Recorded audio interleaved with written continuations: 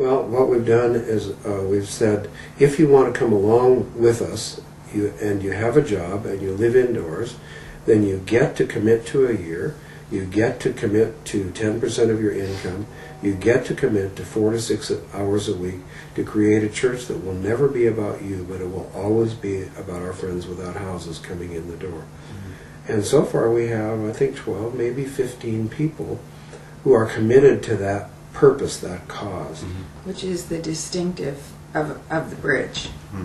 The bridge was created that way. The bridge was, we came with core values.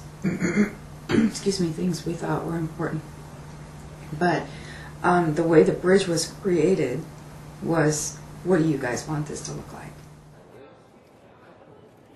People want and have a felt need to be around those that are like themselves.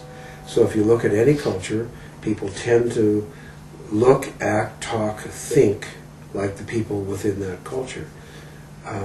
We can decry that, or we can just say, well, that's the way it is. Starting the church downtown, I am intentionally creating a niche church for homeless young people. Just because I recognize that in all situations, they tend to get walled off, almost like an abscess. Not out of cruelty or unkindness, but just out of kind of that human discomfort of being around people who are different.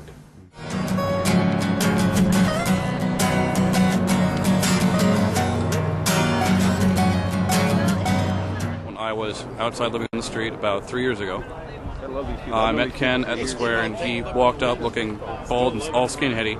And I thought I just remember some radical group, and he said, I actually have this church. We hang out in Northeast Portland. Do you guys want to come and check it out? And my friends and I said, sure. And so I walked down there, and from then on I just saw how wonderful he was with people and how honest and caring he was. And I wanted to be a part of it, so I joined up with this. And then when Home branched off, I absolutely want to be a part of that. And just the whole point is that no one really actually talks to kids in the street rather than just to either hand them money or tell them no. I figured at least these people ask questions and actually care about the answers. So it's just a good thing to have.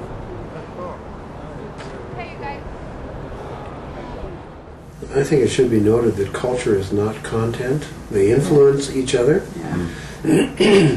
But the thing that's going to look good to one of our friends without a home coming into the new church may not look good to someone else, but that's not really the content of the place. We're going to take an offering. What an absurdity in a church where nobody lives indoors, where nobody has houses or jobs, to take an offering, but there will be a premium from day one on a giving, generous person. I'm not looking for a church that is my design. I'm looking for a church designed by the people of the church. In some sense, it's artificial in that we are consciously doing that at all times. But we call that intentionality. Intentionality. In postmodern buzz. But I think the important point is, if we're not intentional, if we're not paying attention, then it will become our designer church. I think the real key is, if community is happening, then the accoutrements, Sunday school, art tables, things like that, those are nice to have. They're not necessary. What's necessary is people find a place where they feel safe and comfortable, where they feel a part, where they feel they belong.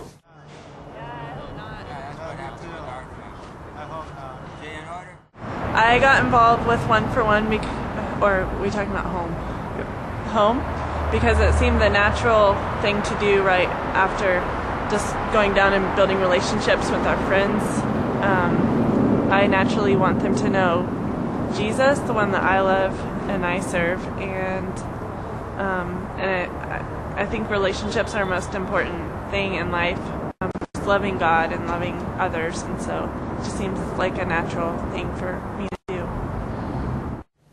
One of the beauties of the people that are coming as a core team to the new church is that they have each said as individuals, I am going to alter my thinking, my lifestyle, my way of doing things for the sake of something bigger and more important than myself.